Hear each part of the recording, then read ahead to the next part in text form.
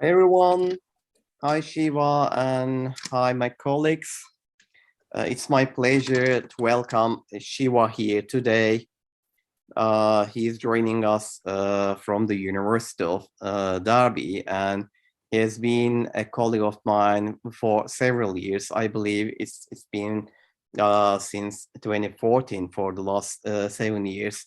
I've been collaborating with Shiva a lot, and indeed, I don't call him as my colleague. I call him as my bro. So it's my pleasure to welcome my bro Shiva here. Please let me share my screen because I'd like to introduce you to our audience today.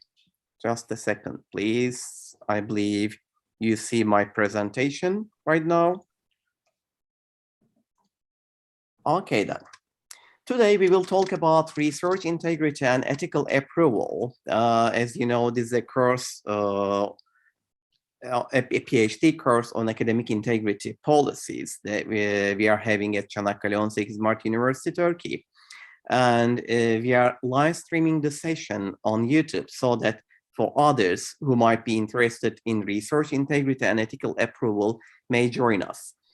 For those who are joining us from YouTube, please feel free to share your questions in the chat box.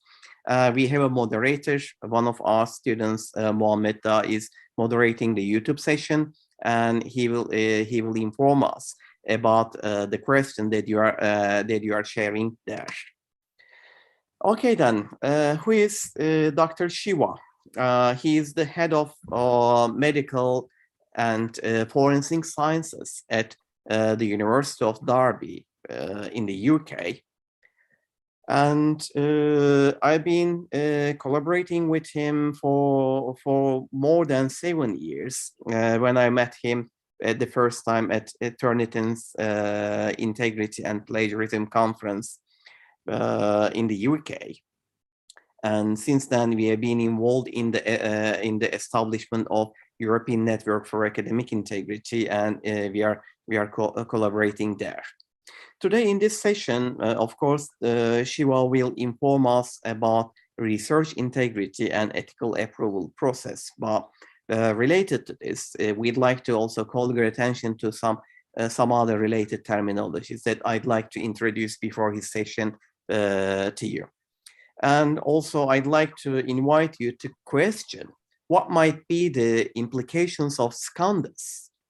You are already familiar with some of the scandals, for example, in Australia, happened around 2015, and later we know how they resulted and how they contributed to the development of academic integrity, nationwide academic integrity policies. And here, especially with this session, we'd like to specifically focus on how to conduct research in a responsible manner by retrieving ethical approval from the committees. And also a question how we can incorporate ethics training in a pedagogical manner. Of course, we'll be welcoming questions. Please feel free during the presentation to ask any of your questions. I'm sure Dr. Shiva will respond to your questions. Otherwise, you may also wait till the end of the session, and then we are specifically encouraging you to ask your questions. Okay, let's learn more about Shiva. He's joining us from the University of Derby and working there at Biomedical Forensic Sciences as the head of this department there. And he has a leading team in research-informed teaching. He has student-focused curricula there.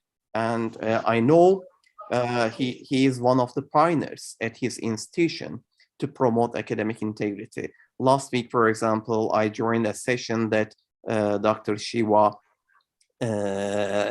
organized at his university in terms of increasing awareness for the promotion of academic integrity, specifically related to research ethics. So we are very happy to welcome Shiva here, and also he's one of the founding members of the European Network for Academic Integrity, and he is leading a working group there.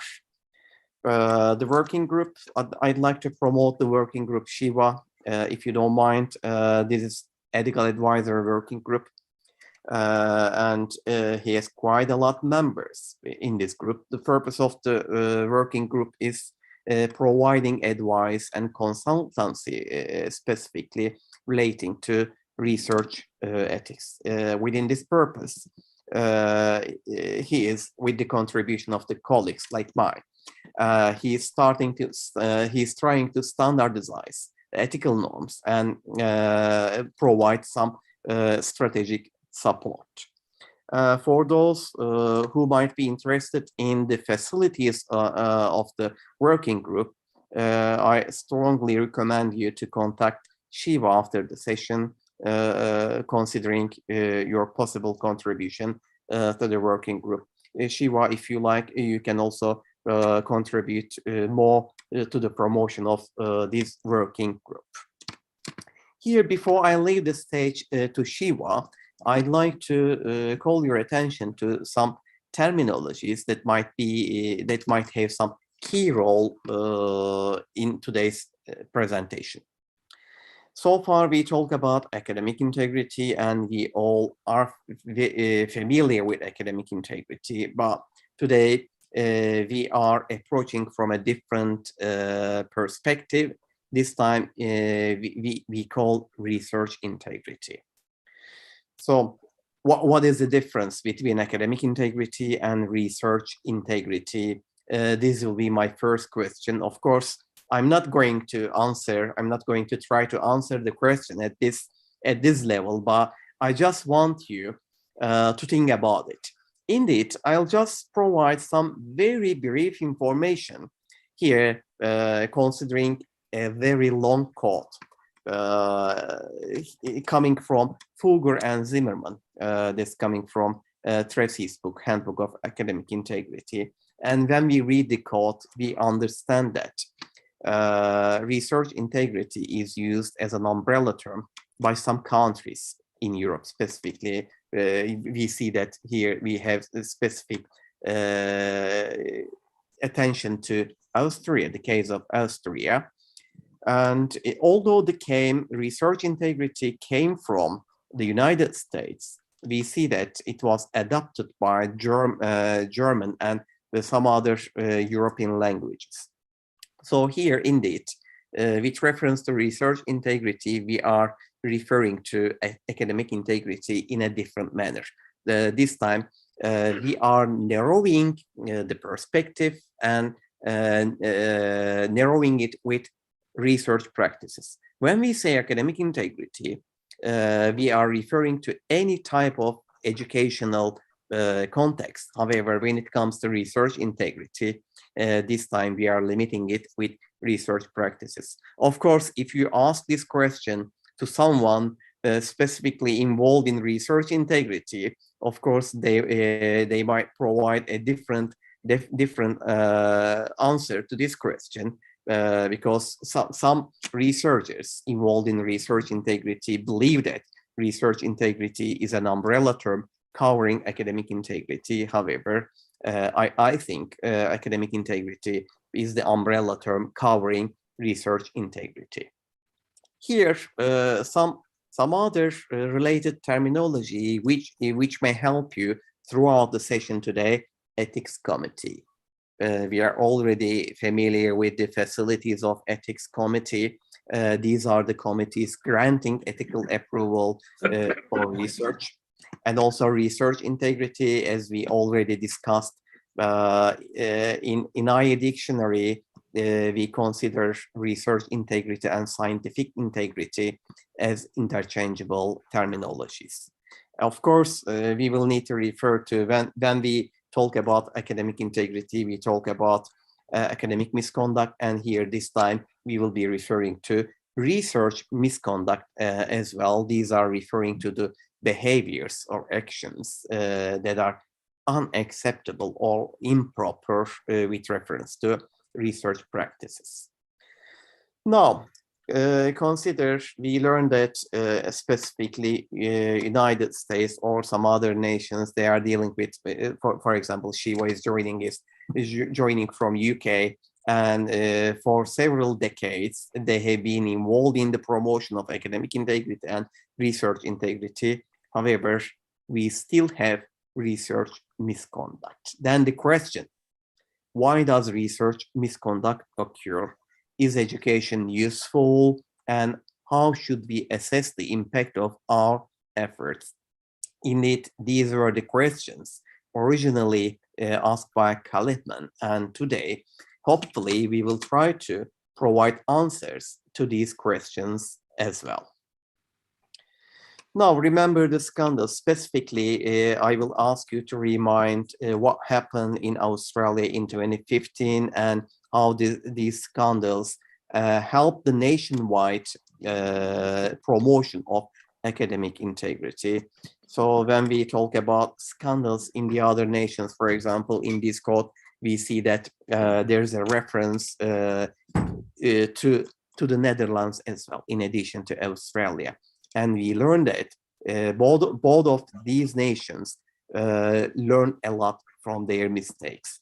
And we see that they promoted academic integrity as an outcome of these scandals. So it is a clear evidence that we can change the direction from negative to positive as these nations succeeded in the past. Here, I am referring to a few other characteristics of research integrity, which we will talk today. These are indeed good conduct of research. You see the principles here: scrupulousness, reliability, verifiability, impartiality, and independence. Today, we will talk about these characteristics, these good research characteristics as well. I'm not going in details here. And I'd like to call your attention to an organization directing the facilities, research facilities of European academics.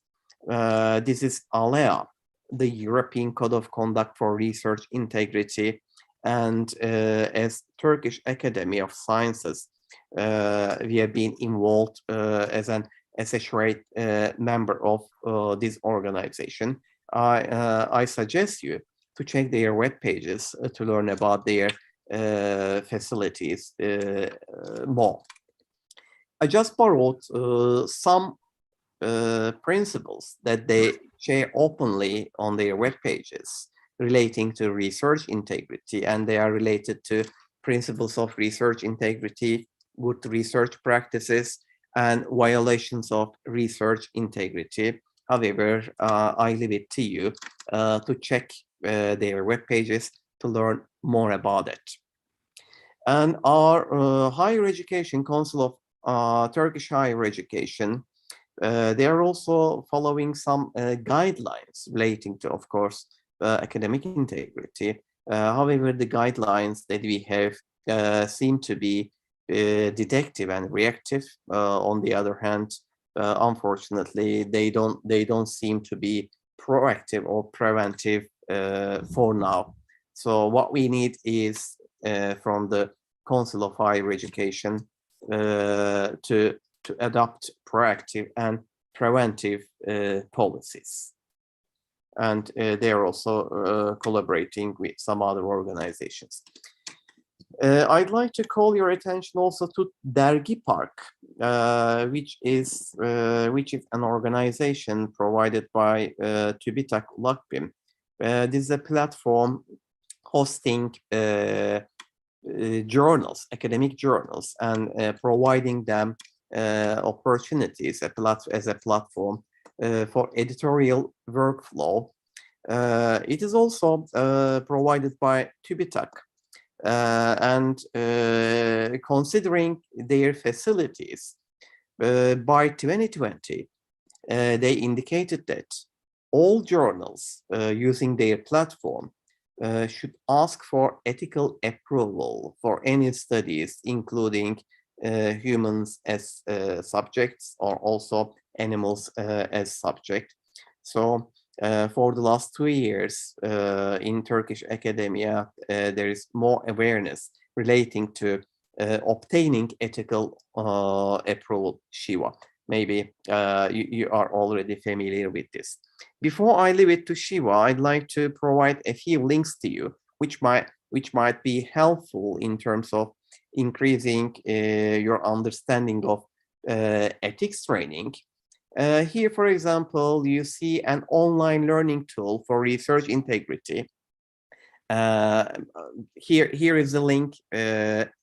And after this session, I suggest you to check the link, because this online learning tool is providing quite useful information on research integrity.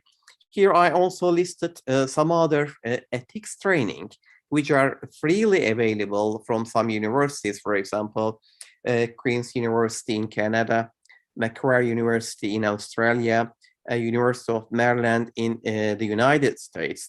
They are providing ethics training, and after receiving this training, you can claim for your certificate. And also, I shared a link, a free book on ethics training from Routledge. I believe they will help you to extend your knowledge related to ethics training. Shiva, you should remember this figure. Indeed, we had a presentation at the last INAI conference, and at that conference, we compared different universities, and here I illustrated the procedure for ethical approval at my own institution. Although it was anonymous in our study, since this is not sensitive information which can be found on the internet easily, I feel so happy to share it with you today. So the figure, the procedure that you see here is representing the ethical approval procedure at our university. I'm sure Shiva will talk about how we follow the procedure, and then we compare it to the other institutions, whether we need any improvement. We will talk about them later. Now, I'd like to leave the floor to you, Shiva, and I'd like to thank you once again for your amazing contribution to our course. Okay, you can share your presentation as you wish. I'm trying now. Yes, sorry. Right. Sound. Can you see my presentation? Yes, we see it. Okay, that's fine. Not in the presentation mode. Yeah. Okay. So it's fine. So thanks, Salim, for the nice introduction. Above all, I really like the way you call me bro, and we are bros, bro anyways. I'm really delighted that you are still treating me as your own brother. Thanks for that. And thanks for the academics as well as the students who are here to listen or take part in my presentation. So this is about research integrity and ethical approval. Because I was involved in the presentation last year, I changed my presentation in such a way to suit some new information for you. And also I also thought that how the ethics might be different in different subject areas, and how there is an interdisciplinary ethics can fit in. So those are the things I'm going to cover. So just to highlight that, probably you know that, then I and Salim and your university as well is part of a European network of academic integrity. It started in 2016 by Erasmus Plus funding, and I and Salim were two of the partners in the original 11 partners who applied for the funding. Now we got about 40 partner universities all over the world, mainly working on academic integrity and medical ethics. And our European Network of Academic Integrity, also known as ENI, has got 14 different working groups focusing on different aspects of integrity. So one of them is the Ethical Advisory Group. So this is where you could see at least two familiar faces. One is me, another one is Salim, and as you can see that Salim and Zeenat are next to me. I always keep them next to me because they are really helpful to me. And there are others from Lithuania, Italy, and UK and Portugal as well. So we work as a team, and one of the things I enjoy working with European Network of Academic Integrity, that we help each other, and we also help the students, and our focus is our future researchers. So most of the time, Salim would agree with me that we offer these kind of activities and presentation and also workshops to help the students, the future leaders. So let me ask the question, right? This is what I always start with. What is research? So before we talk about research integrity and academic integrity, which came first, we need to understand what is research. And this is where I wanted to more or less borrow the quote from Albert Einstein. He said a long time ago in 1940 or something, that if he knew what it was we were doing, it would not be called research, would it? So it's a real mind-blowing question, that the reason we are doing research because we don't know anything about that subject, and that's the reason we are doing research. It can be medical research, it can be a biomedical science research, or it can be teaching-related research, or social science research. So we are doing research because we don't know anything about it. So when you do something you don't know, you got to be very careful about conducting those experiments in such a way that you won't contravene with any other laws or international norms or actions. So that is what the research is all about. So my next question is, what is research integrity? So rather than wasting my time or wasting my energy to explain about the research integrity, I got this clip from Epigem, where different academics were asked about the question, what does research integrity mean to you? So mainly these academics are from Australia, but there are other academics in UK and USA as well. They took part in that. So what I wanted you to listen is, just listen carefully. I hope that you can hear the voice here. The voices from my video. I shared it in such a way that you can hear it. If you don't hear it, please shout at me, so I will try to readjust it. It's only about 4 or 5 minutes. Most of the time when I use slides or videos, I always make sure that it should be less than 5 minutes so that you won't be bored. So just hear about what each academic is saying about their understanding about research integrity. Can you hear this? Can you hear it? Research integrity, to me, is a system to ensure the credibility. So just to make sure that, are you hearing this, Salim? Yes, Shiva, we do hear. Okay, that's fine. Of your research results, and also a system to provide confidence to people that you haven't exploited anybody or unduly exploited any ecosystem as part of the research. I think research integrity has a couple of layers for me. Firstly, I think the integrity of the research depends on data collection, and it has to be rigorous and covered by an ethical procedure. So I think that's probably the first thing, that you need to be aware of the fact that if you're dealing with other human beings, that you should be respecting and mindful of, and there must be some due regard for the opinions of other people. And secondly, the rigor and the research integrity has to then be in the analysis of that data. Research integrity for me is mainly about being truthful to my roots, to my culture, but also being ethically responsible for the way that you present your findings.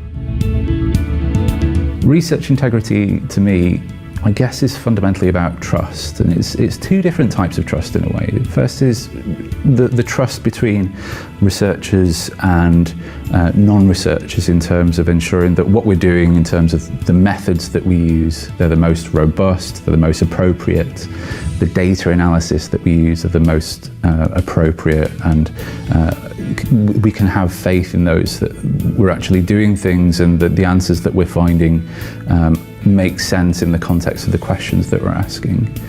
But there's also that trust that the researchers have themselves to make sure that they are actually doing what they think that they're doing. Research integrity to me, when you think about the word integrity, so I have a law background, and I think, of integrity as something which it's doing the right thing, in some way, doing the good thing, the right thing, the best thing for individuals who are involved in the research.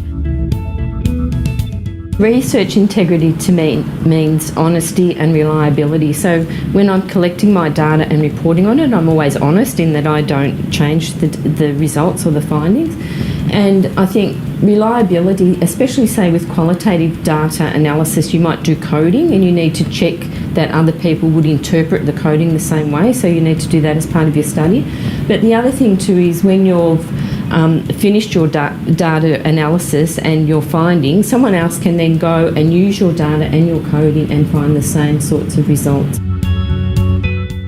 I think research integrity signifies to me research that is reproducible, replicable, research that scholars are going to want to look at, read about, trust in your results, and maybe even replicate themselves.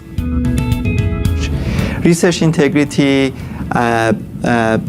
is about data collection, the analysis of data, and also how we interpret the data. It needs to be very honest, and it needs to be very clear in all stages of research. I think for me it's really important to have a holistic understanding of research integrity. So it applies to our research conduct, our research practice within projects, but equally it applies to how we hold ourselves as professionals, how we operate, our relationships with other colleagues, the way in which we give feedback on reviews, for proposals, for papers that we're reading, and so on.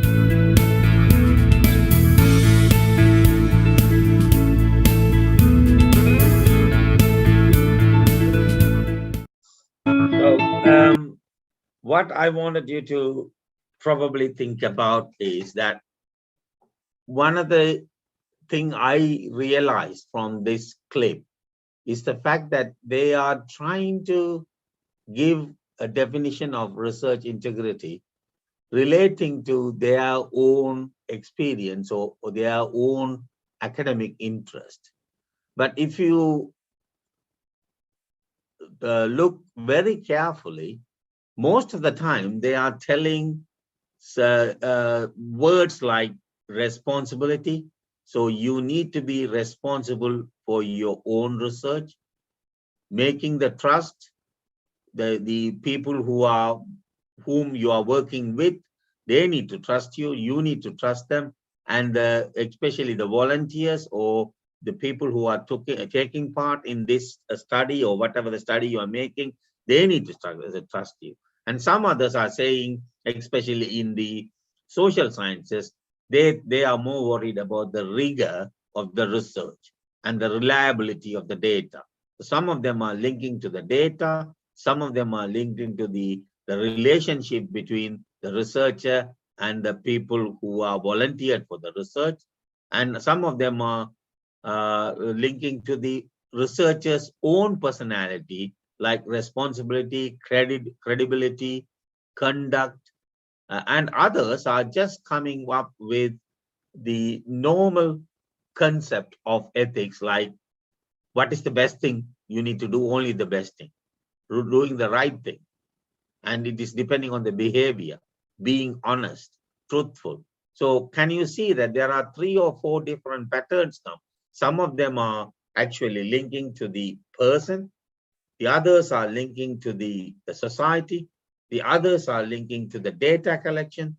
And some others are talking about the transparency and being critical. So how the data was collected and interpreted and then tested. But if you ask me, all these jumbled words actually forms research integrity and academic ethics. And that is the one I wanted you to understand, that different subject areas may focus a part on research integrity, a part in ethics. But if you look at a holistic approach, it actually beyond their belief that there are 3 or 4 people involved. So you as yourself, you have the responsibility as a researcher, and the volunteers whom you are using, they need to trust you. So you need to develop the trust. And the third one is the data collection, how it is data collected, whether it is truthfully reported, truthfully analyzed, so on and so forth. All these encompasses research in integrity. And that's the reason I used this particular clip to show you that research integrity cannot be defined in 1 or 2 sentences. Also, several people have tried to give a definition. Even the ENI, European Network of Academic Integrity, we gave a definition, but it is far more than the definition. Is a behavioral impact of you owning the ethics behind the research that is called research integrity. And this is a second slide again. This is with the video about what are the threats of research integrity. Some of them, because you all are Salim students, you already knew some of them. Well, not some of them, probably all of them, but just wanted to highlight that there are some threats to research integrity as well. Some of them we do it purposely. Some of them, or many of them, we do it without our knowledge. But most of the time, I am 100% sure you would have already heard this again and again from Salim and other invited lecturers. But I just wanted to summarize using this University of Amsterdam video about a lecturer from there explaining the different type of factors that are going to be the threats for research integrity. That can be simple as plagiarism, or as hard as or as difficult as data manipulation. So let's hear what they are saying.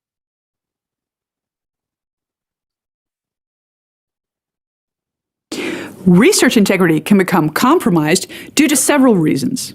The most serious violations of research integrity are fraud, plagiarism, conflicts of interest, and undue influence of the researcher's personal values.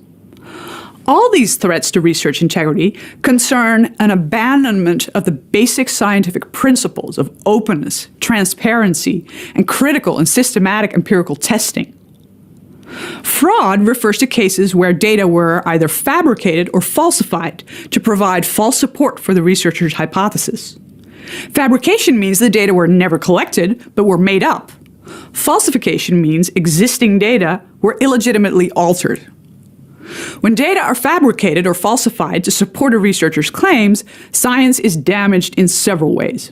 First of all, the scientific literature is contaminated with false empirical data. This alone holds back scientific progress.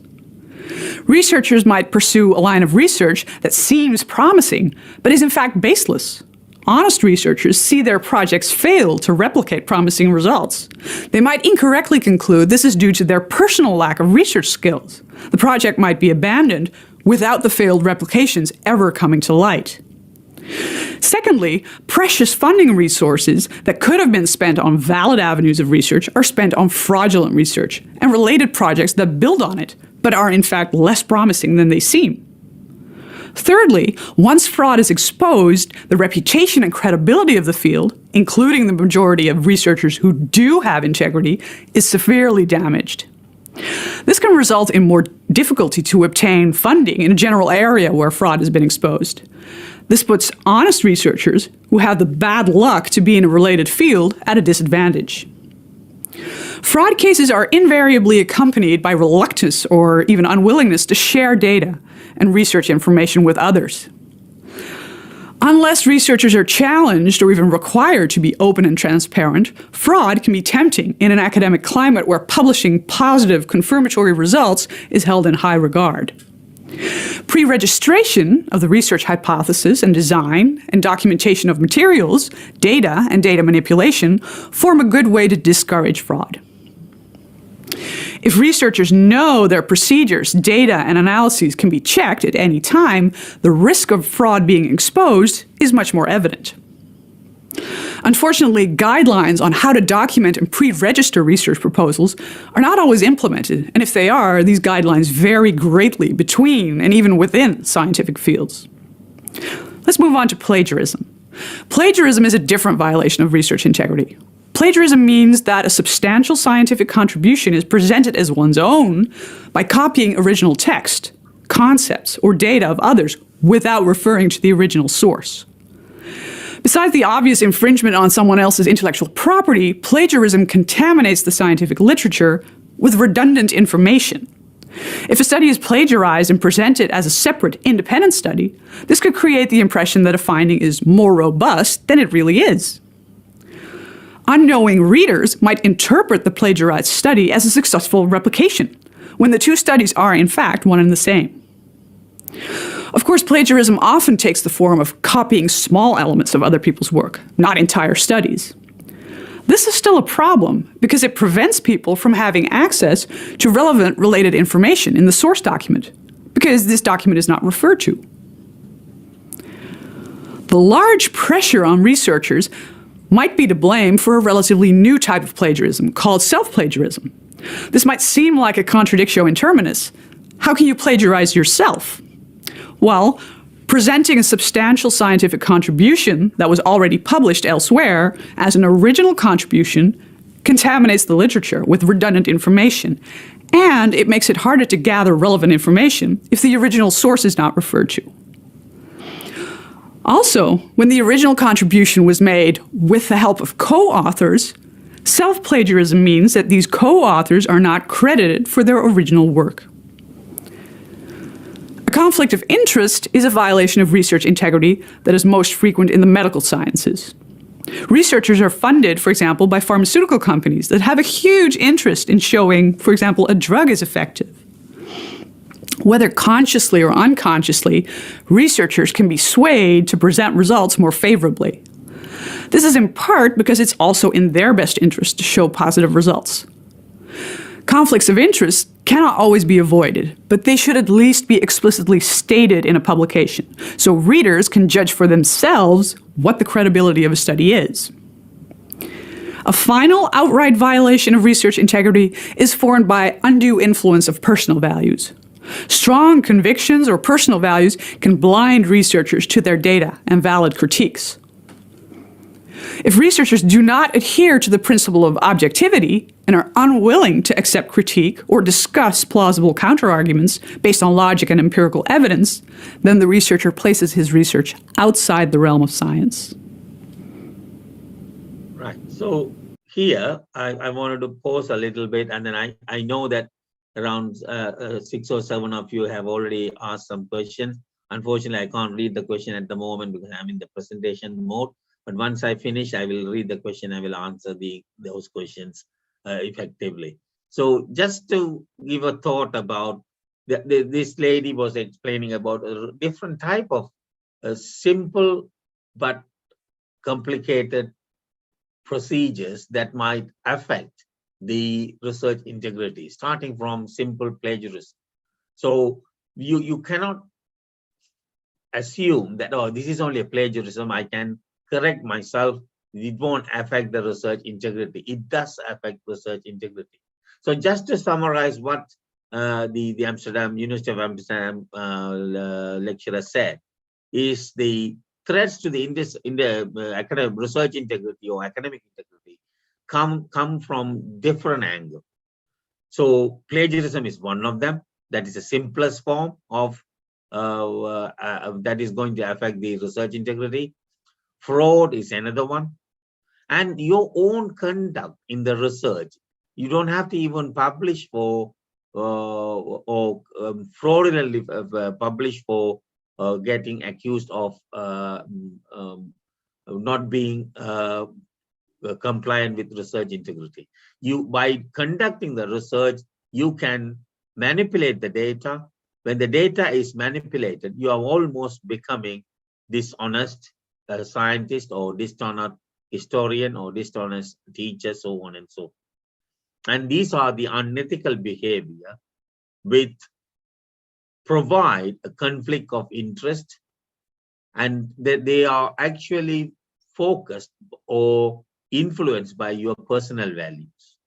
And because of that, there might be some confidentiality breaches. So especially when you are using human subjects for your studies, whether it can be a psychology or related study or biomedical science related study, if you try to name the person who were involved in your research, that involves confidentiality breach. And you can falsify the data not only plagiarism, even if you copy the concept from others, that itself is going to affect research integrity. But you know what? In the real world, I mean, Salim was there in my presentation last week, and in real world, many of the scientists are doing all these things. And that's a reason you all are doing, many of you are doing PhD in research integrity, how to get the ethical approval, how to be an ethical person, and how to do ethical research by abiding by ethical rules. So that is what the all about the research integrity. Then we move on to the universal research integrity. Universal research integrity has got more or less 7 or 8 different pillars. Being honest is one of them. Reporting what you find rather than what you think that should be the case. So if you are doing an experiment, the experiment produces a result, and that result should be correctly identified rather than changing the results. You need to have an object for any research. It should be unbiased object.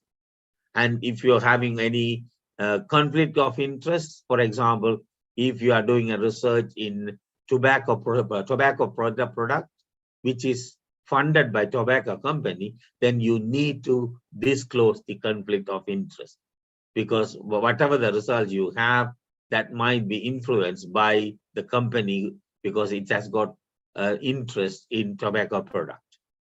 You need to maintain the confidentiality, accuracy of results, the data interpretation, and also you are responsible for your publication.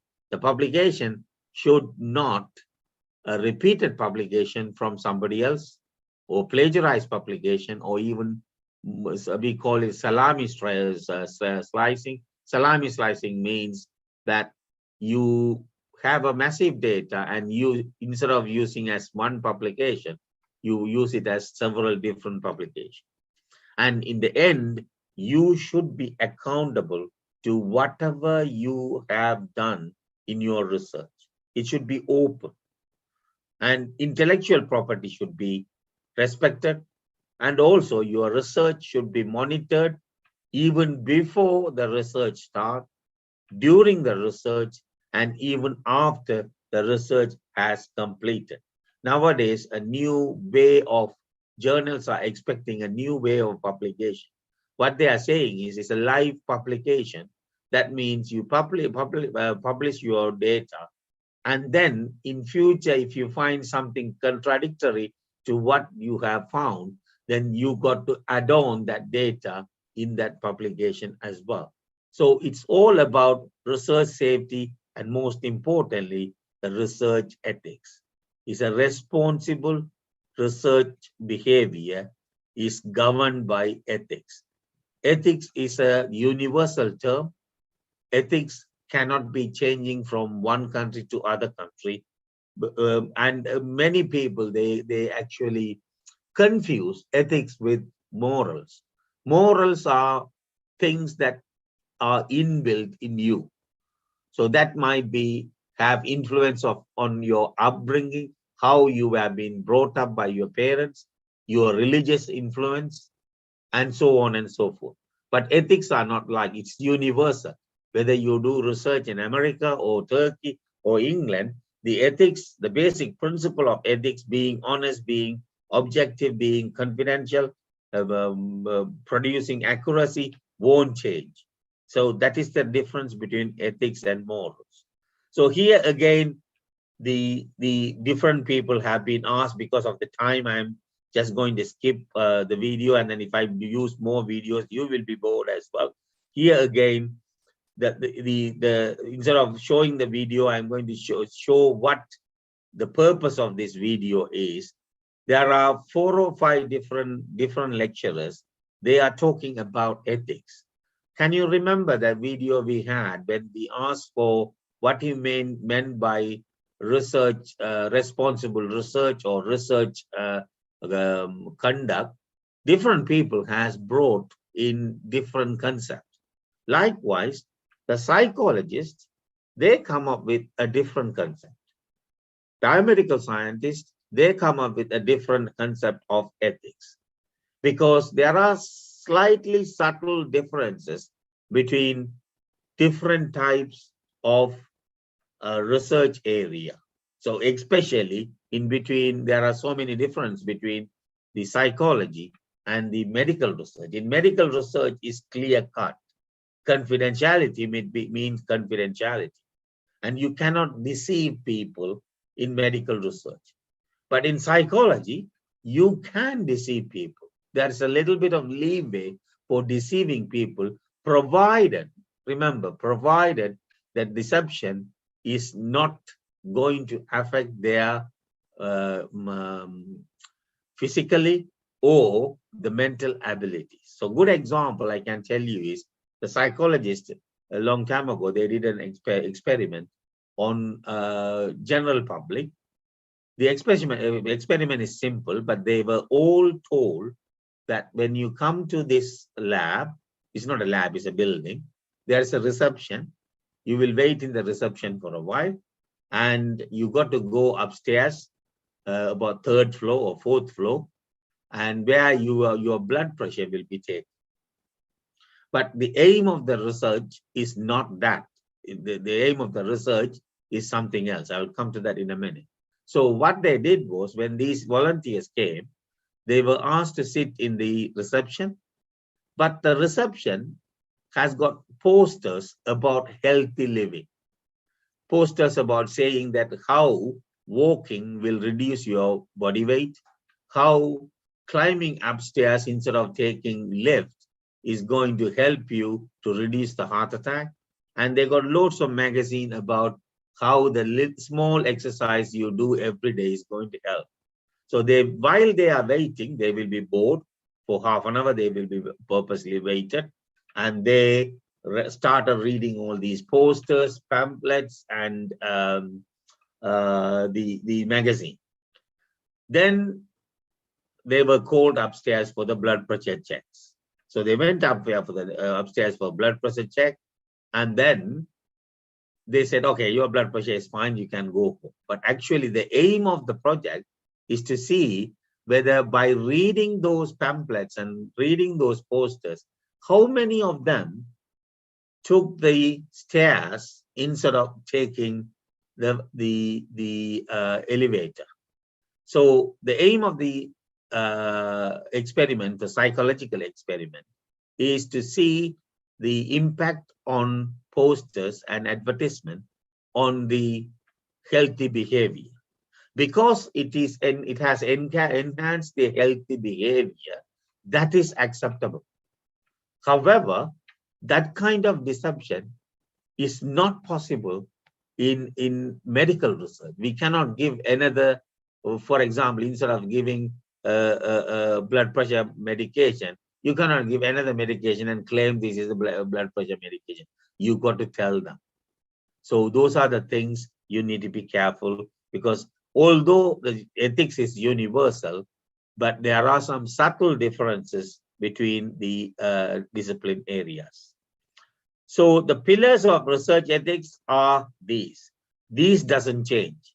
Being honest, being showing integrity, valuing people, maintaining confidentiality, fairness to everyone who are taking part, and you are responsible for your own research. And also, if there is any problem, you have that accountability to tell, yes, I made this mistake, or you need to put the hands and say why this has happened.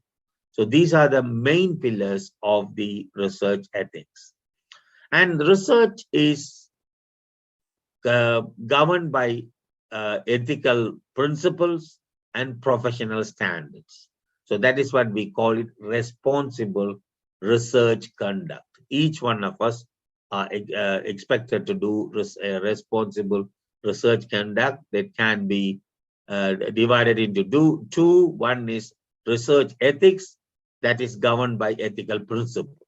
You should know the ethical principle to abide by research ethics. On the other hand, the research integrity, that is governed by professional standards, but they go hand in hand. You cannot just show the research ethic without the professional standard, and vice versa. So this is where the conflict comes in, because we use different terms to sometimes to explain the same things.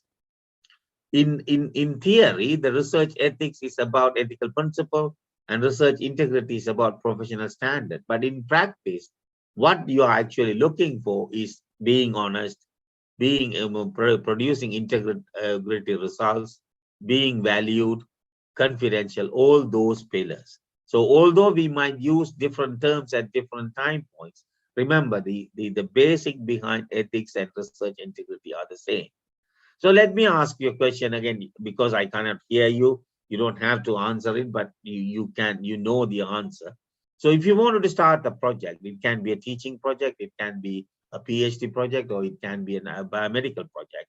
You first need to find the funding. Without money, nothing will happen in this world. You know that.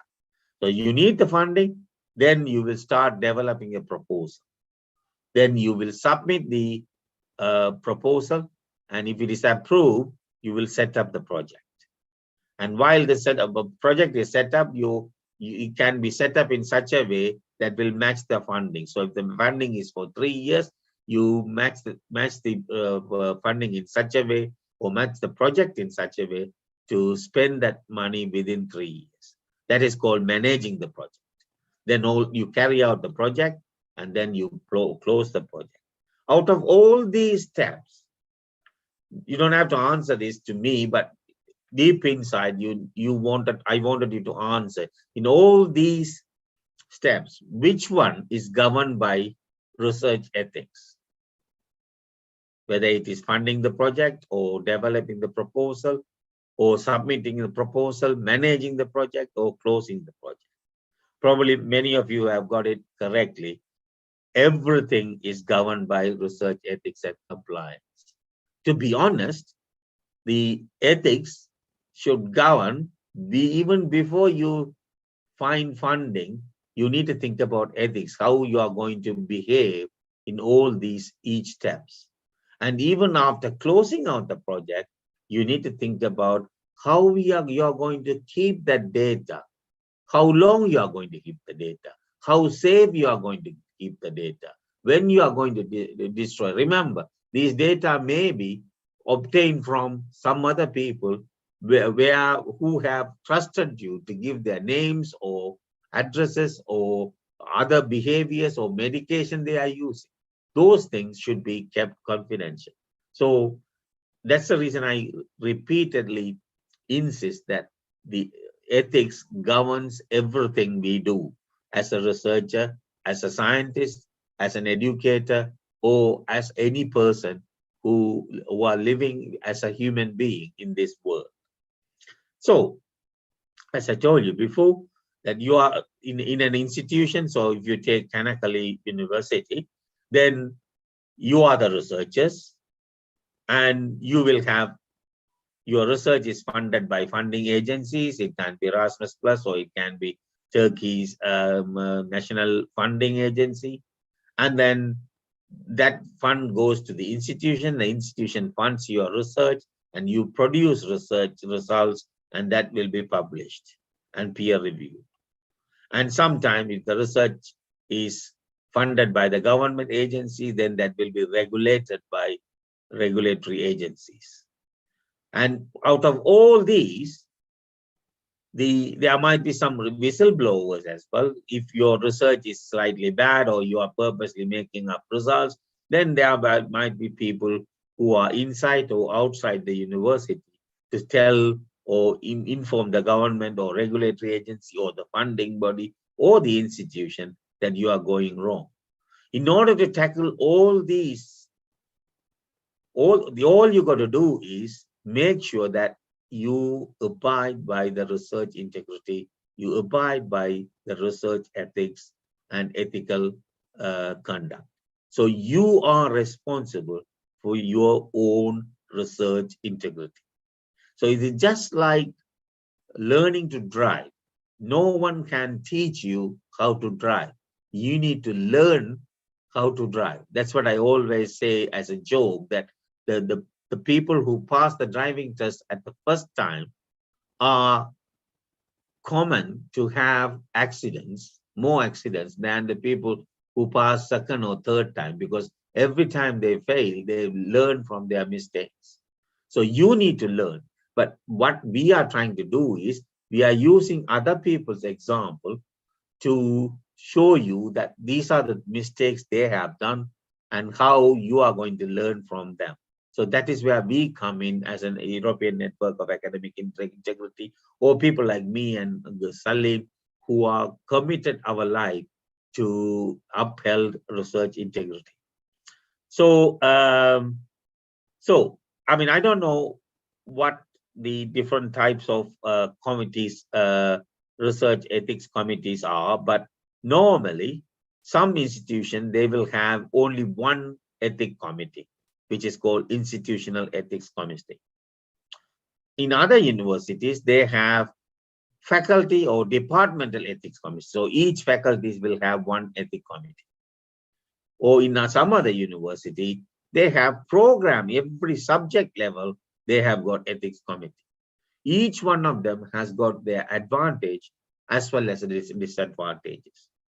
None of the above, none of all these three are perfect. However, there are most probably the aim of you is getting the research approval in such a way you can conduct the research as an integrity bound research. So how are we going to do it? So these are the essential information needed for ethical approval. The minimum you need. First of all, you need to have a summary of background for the proposal. Why you are doing this research. Remember, any research, may it be teaching research, may it be history-related research or psychology-related research, forensic science-related research, law, anything, you can only do research if it is going to increase the knowledge and understanding, or improve the health of the people, or improve anything of the human life, then only it is viable as a research. Otherwise, there's no point doing a research. Just because you got the money, you cannot study the effect of beating your children in their what they call growing up, because there's no ethics behind. So first of all, you need to understand whether your proposal is valid. In order to understand your proposal is valid, you need to learn about the background. What has happened so far? What have been invented or discovered so far? And what has not been discovered so far? The thing that what has not been discovered, will be your A. Then, okay, you got the A. How you are going to collect the data? How many human beings you are going to do, or how many animals you are going to do? And if you are using animal, then you need to think about, do you really need animal? Whether there is any alternative for this. Or if you are using human being, is it going to be directly affecting them in mentally or physically? If so, how you can reduce their pain? And why there is a pain? Is there any other way to circumvent the pain they have given? And again, in the psychology research, then you need to think about, okay, if I am deceiving that person, whether that deception is for their own good or whether it's going to affect psychological. I will give you an example in a minute. Then you need to explain about the procedures and the equipments, your measuring tools you are using. You need to think about all these information in the ethical approval itself. Who are the participants? And if you are using in some chemical related research, if you are using chemicals or if you are using drugs, then you need to do a risk assessment about the toxicology of the drugs being used to you, yourself, your colleagues, researchers, and the participants. Then you need to do how you are going to collect the data and how the data will be stored and how long it will be stored. Remember, these data has got some sell by date. And what is the sell by date? How long you are going to save it in your computer? Remember, nowadays computers are hackable. How you are going to stop this hacking? All these you need to think proactively even before you start filling the ethical approval form. That's the most important thing. Then, for example, if you have got the approval and then there are some changes, you found out that the methods you have originally proposed is not working, you need to change the method.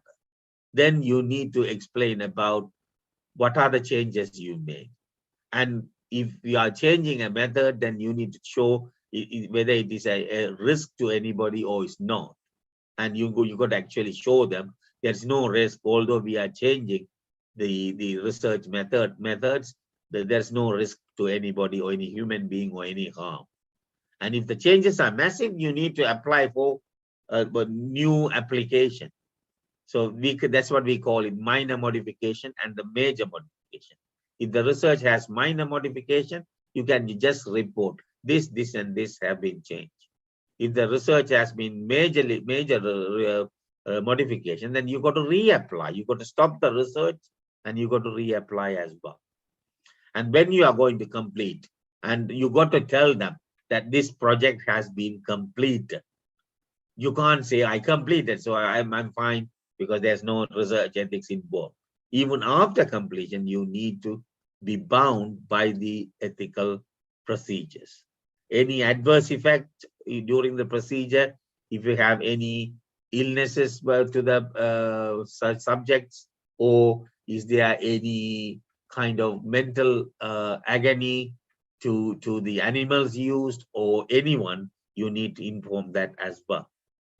And some especially the law related research, sometimes they work with the criminals or people in the jail. Then you need to require the safety protection clearance by the police as well. So depending on the subject area, the needs for pre and post approval might change. So I am assuming that many of you are from education, but because you are going to be teachers or lecturers, you should know that depending on the department, these requirements slightly differ. But the ethics is same. The 8 different ethical principles is the same as well. So you need to, most of the institution in Turkey as well, there is a full institutional approval form. You need to fill them, and you need to attach the consent form. If you are using human participant, there should be a consent form. That means the consent form should explain what is the research, why they are being chosen, what are the side effects or bad effects of the research, and what are the benefits they are going to get. And if there is no benefit, then why they are needed. You need to explain that, and they need to sign it that I have been explained everything. I have written the information, and I am giving my consent to do the research. But you know what? They can sign the consent, and then after about 3 years, once you are about to publish a paper, they can say, sorry, I changed my mind. Please remove my data. I don't want to be in the part of this research. What can you do? You should remove their data, because that is the confidentiality clue. Yes, it is a pain. I have undergone so much of sleepless night because one subject or one individual or two individuals say, no, we don't want to be involved anymore, but I am about to publish a paper. So that means I got to stop publishing, go back, remove the data, reanalyze anything. Yes, it is a pain, but that is the ethical way of moving forward. And you need to get the supervisor's authorization for any changes. And you need to select the appropriate ethics panel. I will tell you what are the different ethics panels as an example from different universities.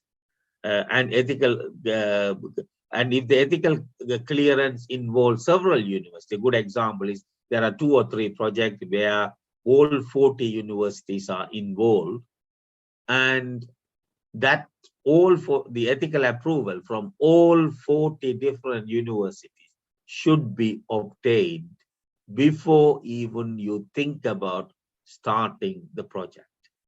Yes, it is pain, but that is what ethics. Ethics is not a simple issue. You need to collect it as well. So in order to do all these, you need to be a person who can play chess well, because in chess, the people who are very expert in the chess game, they always think about the future moves. If I move this, what might happen? If that happens, what is going to affect the research? So always expect the unexpected and then try to fill the form accordingly. So this is I wanted you to actually listen to this video. I hope I still got time. Listen to the video. It won't again more than 4 minutes. I wanted you to find out what is the problem about this research. This research is called Little Albert Experiment. It was given in a psychology lecturer in an animated series. So let us listen to what has, this has actually happened. And the patient has died as well. But I wanted you to understand what are the problems behind this research. So this is what I always say, that there are 2 ways to learn. You learn by making mistake, but that time when you are doing a research, that time it will be too late for you. Or you learn from the mistakes of others. That's what I do in my presentation, especially when I am doing in the undergraduate student. You are all postgraduate students, but in the undergraduate students, I use case studies, the studies that are failed with ethical problems, and then ask them to understand where the problem is. So I will put it on in a minute.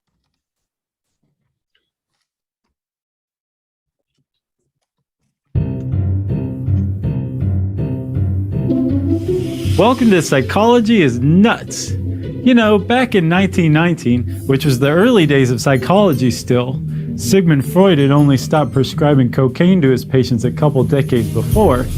A guy named John B. Watson wanted to find out if humans were born pre-programmed with emotions. Yeah, kind of like you, Troy. Or if we learn to develop emotions like fear based on experiences over the course of our lifetime. Basically, he wanted to find out if fear is an innate trait or not. And what better way to find out than by enlisting the help of a bouncing, apple-cheeked, cherub-lipped 9-month-old baby boy. So Dr. Watson was a respected social psychologist at Johns Hopkins University. And as such, he got his hands on one of his underlings' 9-month-old sons, for which he paid the mother the princely sum of $1. He nicknamed the little boy Albert for the study. It was a pseudonym. And he began by introducing little Albert to all sorts of cute animals, like a friendly rat, a nice fluffy bunny, some friendly doggies, and even stuff that didn't move, like a Santa Claus mask and a sealskin fur coat. Now, Albert didn't seem afraid of any of this stuff. As a matter of fact, all of it seemed to become his pals. Even the monkey that hopped around a lot seemed to just inspire curiosity in Albert, definitely not fear. And so Dr. Watson had his baseline. But Albert's friendship with his old pals didn't last very long, and that's because Dr. Watson had a clever conditioning stimulus. Anytime Albert was introduced to his old friends, Watson was there right behind him with a piece of metal and a hammer, and he would bang them together right behind the baby's head. So when Albert got to see the bunny again, bang! Oh, hey, look, it's the hopping monkey who you used to love. Bang! It's Santa Claus. Bang! Each time, Dr. Watson was there with his hammer and his piece of metal to smack them together right behind Albert's head and terrify him.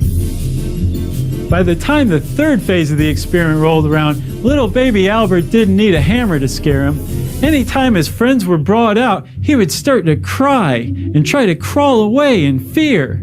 But Albert was just a little baby, so he couldn't get very far.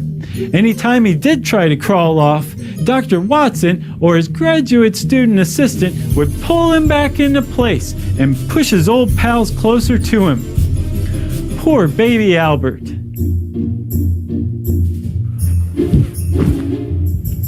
Whoa. Albert had proven Dr. Watson's hypothesis. Fear is a conditioned response.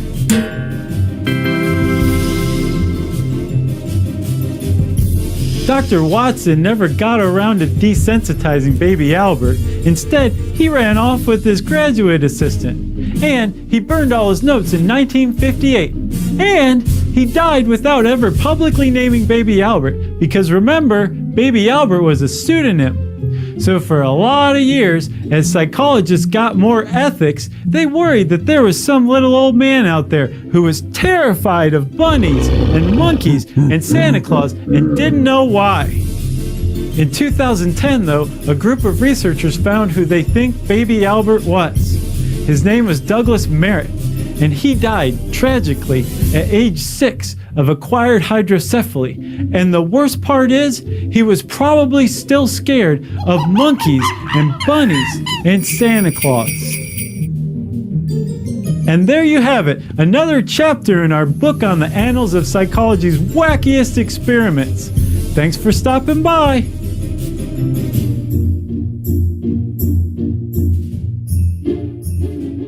So although it was given in a humorous manner, can you see the problem there? The problem is he wanted to prove his theory is that fear is a conditional response.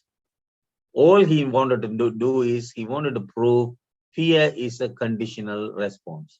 In order to do that, he almost tortured his own son to do those research.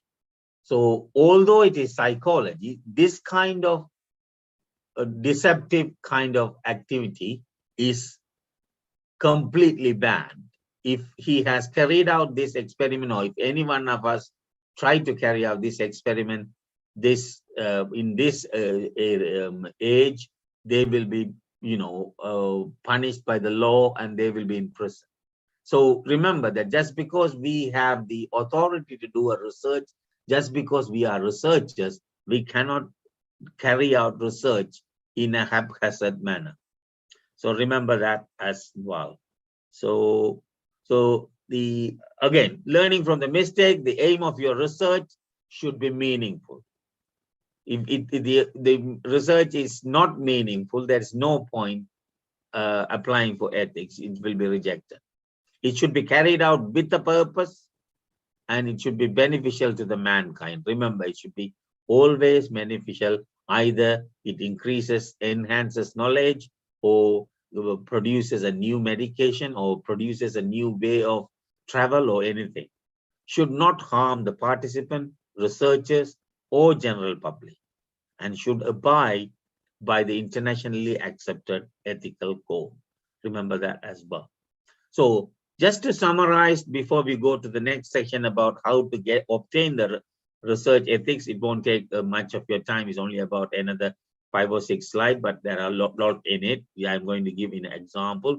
The key ethical issues are the subject, they have the right to withdraw whenever they want. You need to maintain the confidentiality. You need to get the informed consent, and all the participants should be anonymized. And then they need to have the freedom from harm. You should not produce any kind of disadvantage of them taking part into the research.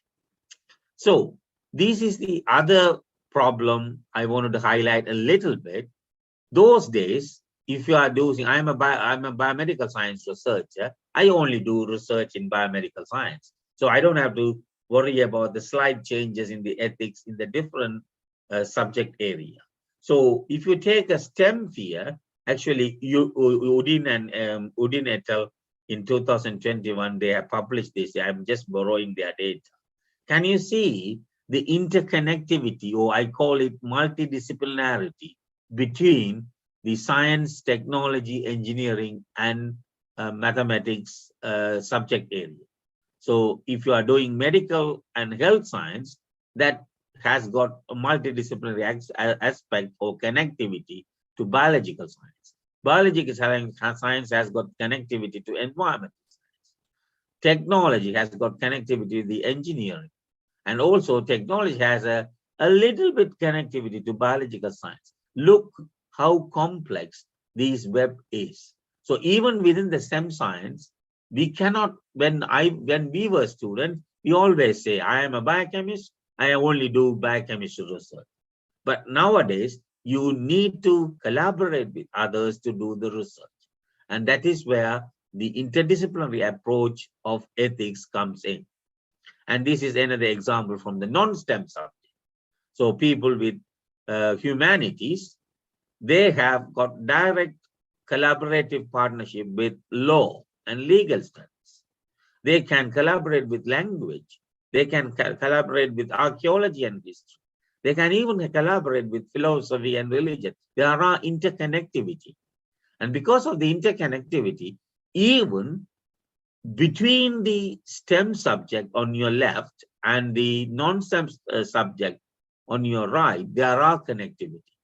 Medical and health sciences have got direct connectivity to the psychology and cognitive science.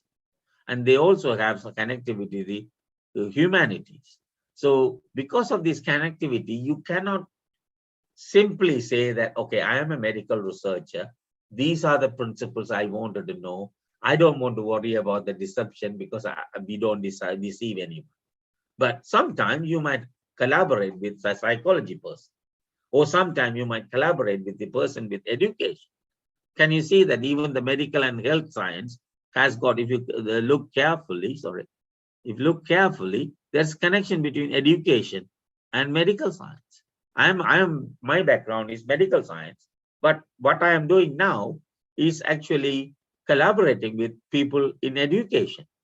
And many of my partners in a European Network of Academic Integrity are from education.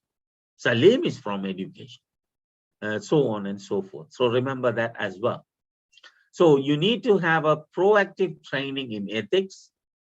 So you need to think about how you are going to investigate, what are the methods you are going to use, how you are going to data collect, and then how the data will be analyzed, and then how you are going to publish as well.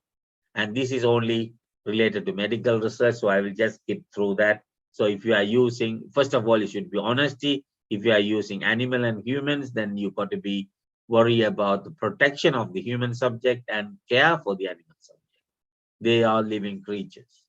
Responsible publication, confidentiality of the people, and respecting the intellectual property rights. That means not engaging in plagiarism, so on and so forth. And every research should have an object. Without objectivity, you can't do that. So when in the initial research, stage, I wanted you to think about the research objective. What are the collaborative partners you are going to do, collaborate, and whether you are going to use human subject or whether you are going to use any vulnerable individual. Vulnerable individual means people, the young children who cannot think themselves. Then you need to think about, okay, we need to involve the parents for consent.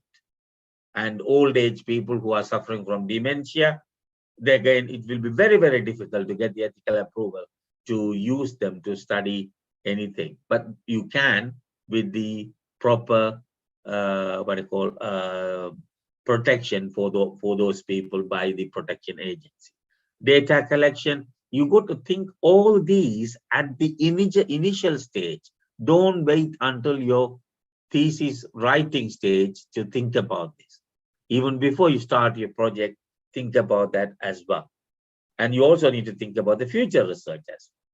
So again, this is the summary video because I already sent this slides to Salim. He will share it with you because it will take another 5 minutes, and I will leave it with you. When you have time, you can watch it. This is a summary of what I have been telling.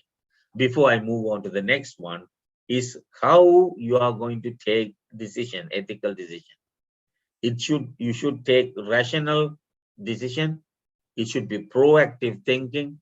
You need to think about laterally, or what will happen if this doesn't work? What can I do if this method doesn't work? You need to be considerate about the others, and you need to think about what are the consequences of your research, and you need to evaluate. All these should be identified. First of all, you need to identify the problem, apply the ethical guidance. Each subject area will have got ethical guidance. I am 100% sure Turkey has got its own ethical codes that is underpinned by international laws, and apply that. And if the guidance can't help you, then ask somebody to help you. You can come to us for your European network. We can advise you, and then take a decision. So every step of your way, I wanted you to take decision accordingly and ethically. So this is your research journey. So you are here. Probably at the end of this study, you will be expected to do a research project or develop a research project. First of all, you need to develop a research question. What is the question you are going to ask? And then because of the question, you need to know what have been already done in that subject or that question. You need to know that in order to continue your research. And once you know that, you need to understand whether it is a research or whether it's a quality improvement. If it is research, then you need to develop a protocol. And when you do the develop a protocol, the main and the most important thing, you need to submit the ethics, and you get the ethics approval. Then that can be submitted to the research governance approval. Then you start the project, collect the data, analyze the data, report, publish, and disseminate. So it's a long journey, but if the ethics is stopped, everything else will stop, and you are already wasted probably 1 or 2 years of time reading about the literature because ethics is not clear. Therefore, you cannot carry the research. So think about ethics rather than here. Think about ethics here. That's what my advice is. So ask yourself, first of all, if you are doing a research, ask yourself, will your research or will my research involve a human participant? If it is no, then you can straight away go into the what you call research application, which say that there's no human participant involved, therefore the ethics is minimal. Then that's not a problem. But then even if it is no, you need to ask, am I going to use any access to control data? Yeah, am I going to use somebody else's data? Am I going to use special category data? If you are using others' data, then you need to be ethics. If it is no, then you can say that, okay, I don't need any ethics because my research hasn't gone ethic. But you know why? About 99% of the time that your research ethics will need ethical approval. So if there's a participant, then there you got to ask the question, are the participant over 18 or under 18? If it is under 18, if over 18, it's not a problem. There won't be a big problem because you don't need to get special permission from their parents. But the next question you need to ask, are there any vulnerable adults who are suffering from dementia or anything, dementia, so on and so forth? If it is yes, then you got to ask about whether the ethical approval is needed by an administrator to help because these are vulnerable adults.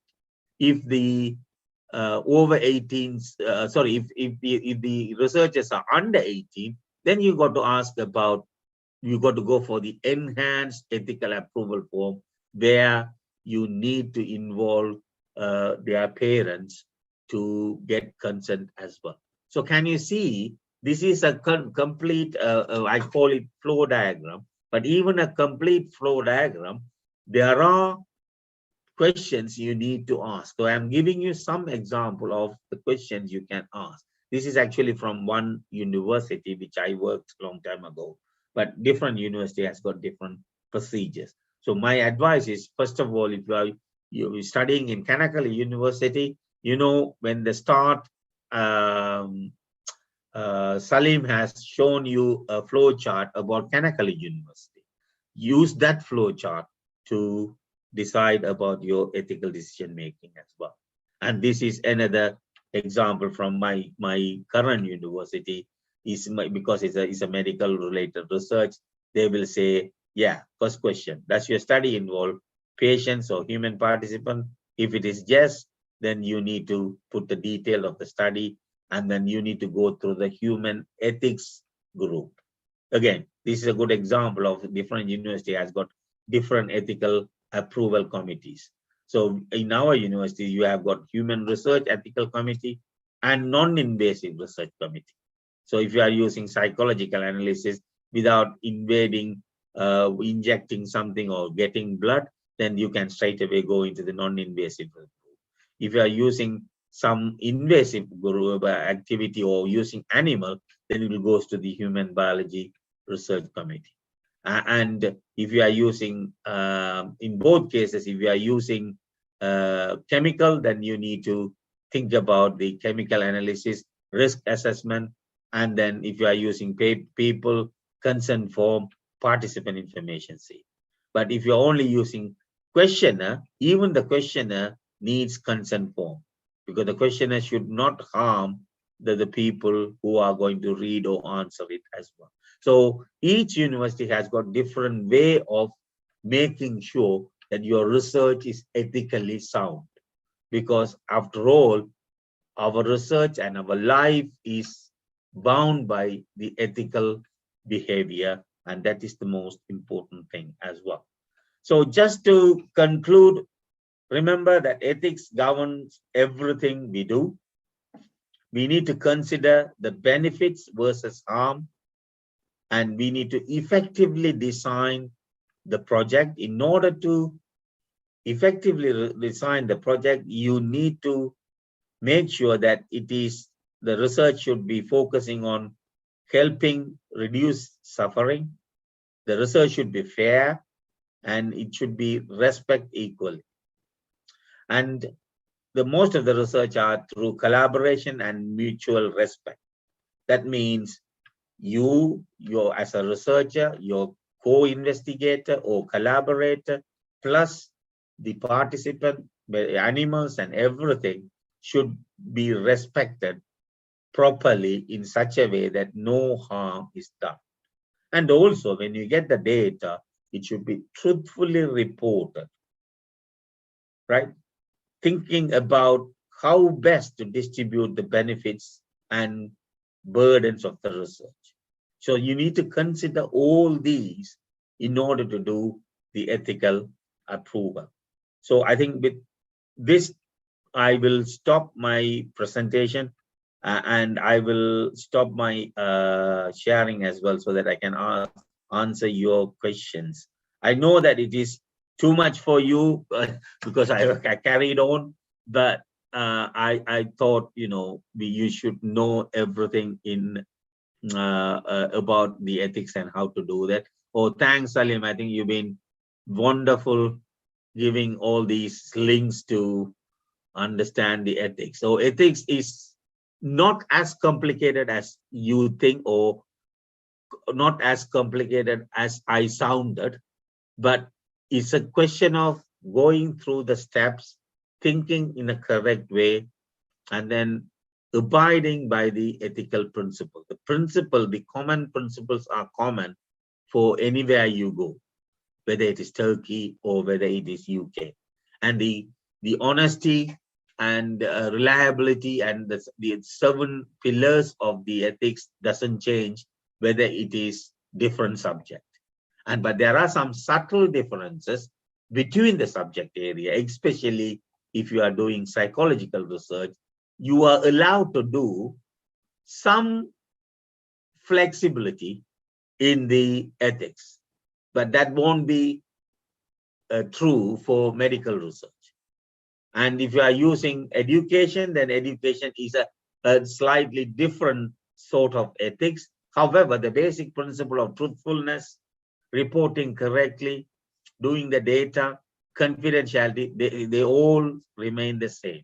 So the basic principles are the same, but you need to think about what kind of research I'm going to do, whether it is going to be beneficial for the humanity.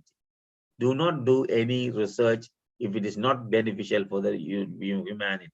Do not think that I'm referring to medical invention.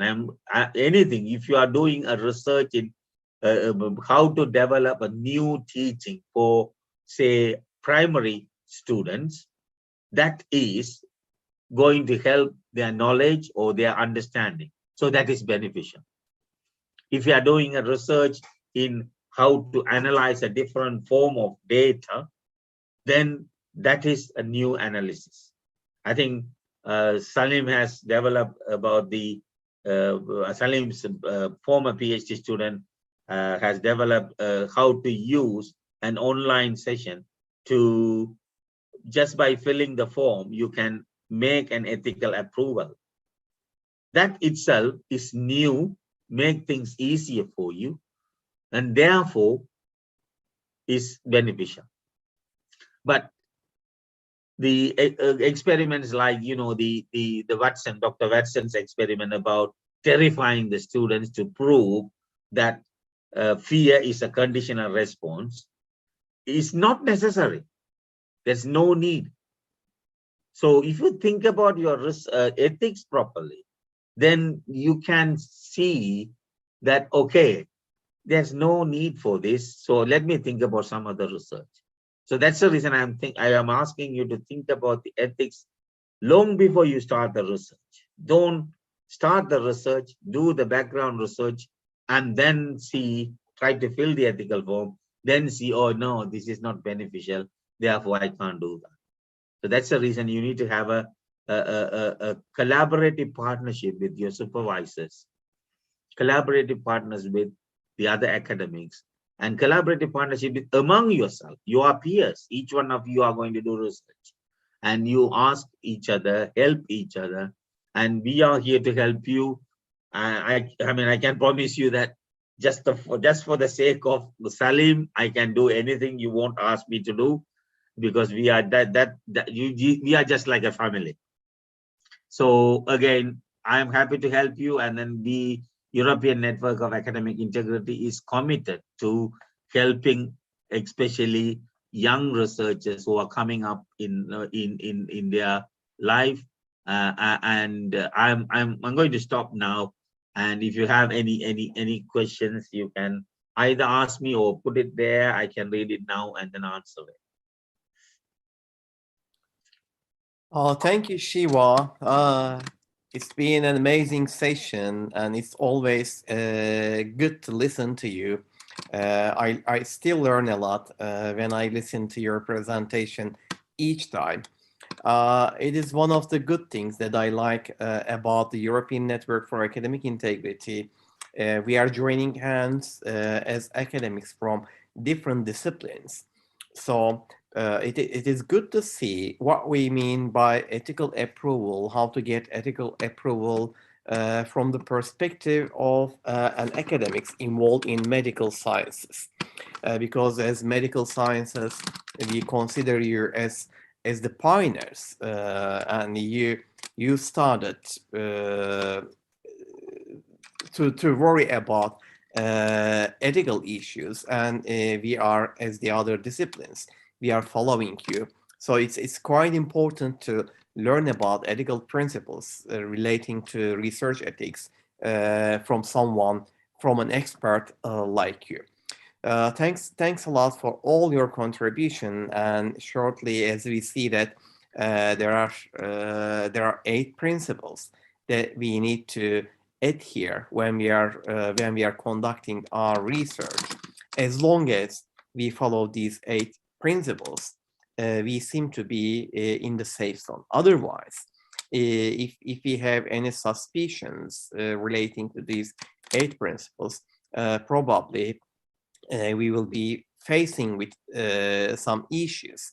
Maybe not recently, not in a short term, but probably in the long term, we won't be very happy with our research. So we need to be very careful before we start working on our proposals. Indeed, in this course, I ask my students to work on research studies, to conduct their own research, and it might be either an individual research or it could be a collaborative one. In this case, I am sure your suggestions will be quite helpful for my students to shape their expectations from their research proposals. Therefore, I'd like to thank you once again. And in the chat box here, both in Zoom and in YouTube, I shared all the links that we use throughout the presentation. So for those who are listening to us, they will be able to refer to the links in the future. Now, Shiva, if you have time, maybe it's good to ask for some contribution from our students. I'm sure they will have some questions. Yeah, but before that, I wanted to highlight an issue, because when Salim said that the medical research is leading the ethics, but you know what? The reason we are leading the ethics, because in the past, meaning 1940s or even 1930s, the medical research was really rubbish. There is no ethics. They use all sort of nonsense. And then they realize they are actually harming people. So they learn from their own mistakes. We learn from our own mistakes. And that doesn't stop people making mistakes. That's the worry I have. But yes, it is, the medical research is the pioneer in ethics. However, we learn from our mistake, and we are still learning from our mistake as well. So yeah, that's an addition, but please make sure that you can ask any questions. Sorry. Thank you for the clarification, Shiva. Okay, guys, so you have listened to Shiva, an expert on ethical approval and research ethics. I'm sure you have questions in your mind, maybe relating to your present research or some of your past practices or anything else. Okay, then the stage is yours. Yeah, feel free to ask questions.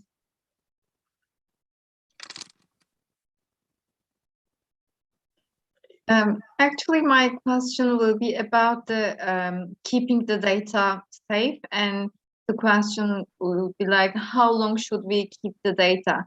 I think I have no information about that, not even my field.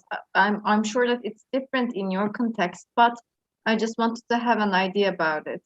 So first of all, nowadays, earlier it was easy. When we were students, it was easy because there's no computer-based data storage. So what we do is, even in the ethical approval, I can remember in one of the ethical approval, I wrote that the data will be stored in a secured metal cabinet with a lock and key, and then kept it with me all the time. That's more than enough.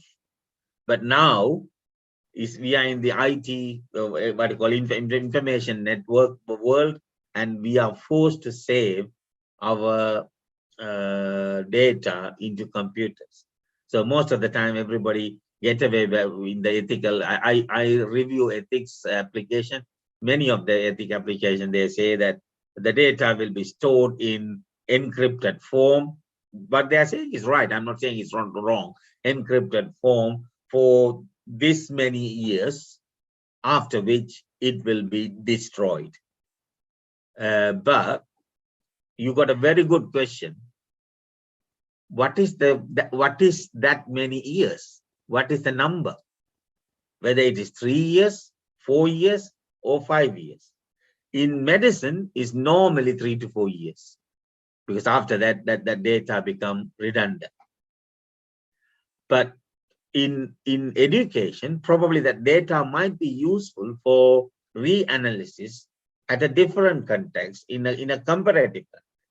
So depend on, at the end of your date, what you call the initial work, you know whether the data is useful for a long time. If it is, then adjust your dates accordingly.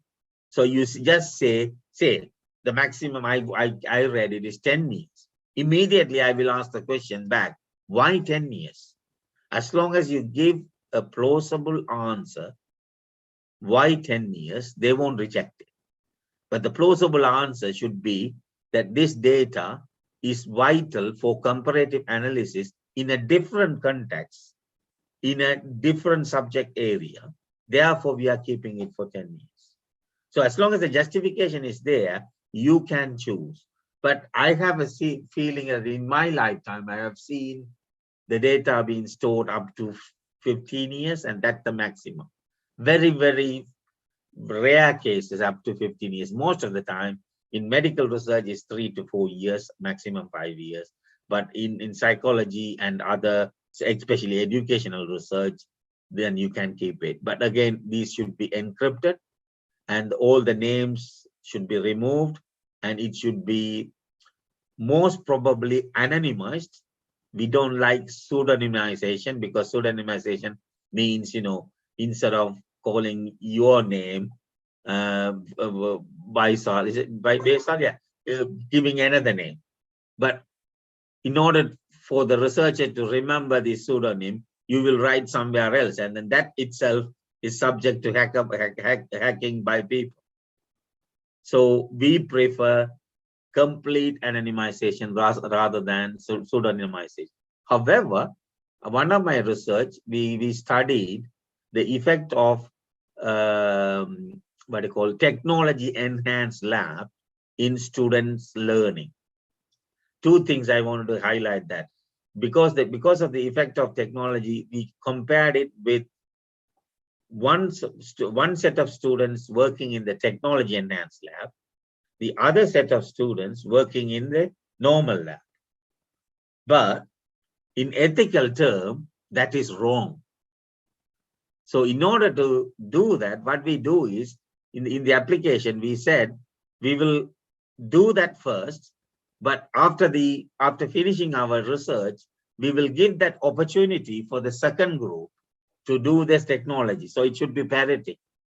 But in that kind of case, then the problem is you need to pseudonymize, because you need to identify whether they have improved or not. So there are some problems. Thank you very much. I have a question. Yeah. Thank you for your detailed presentation, first of all, and very detailed, very informative. And here is my question. Considering the ethical things, like concerning the ethical considerations.